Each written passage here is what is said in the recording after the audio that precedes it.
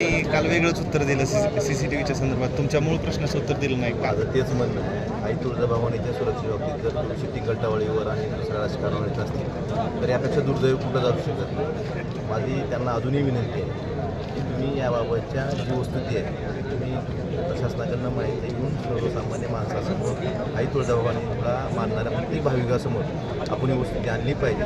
आई तुळजाभवानी बाबतीत जर तुम्ही ऑपरेशन टायगर, चायनीज, जापनीज असे शब्द वापरून जर ते हसण्यावर विषय नेत असतात, टिंगलटावर विषय नेत असतात, त्यापेक्षा दुर्दैव कुठं जाऊ शकत नाही.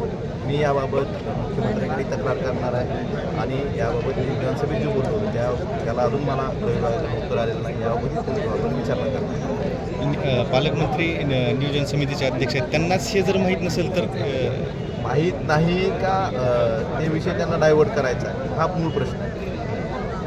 विकास कामावर श्रेयवादाची लढाई सुरू आहे आणि कामं ठप्प आहेत, नागरिकांना त्रास होतो. श्रेयवादाची लढाई कुणाचाही मला माहीत नाही, पण कामं झाली पाहिजेत, नागरिकांच्या त्यांच्या अडचणी सुटका झाली पाहिजे एवढंच मला वाटतं.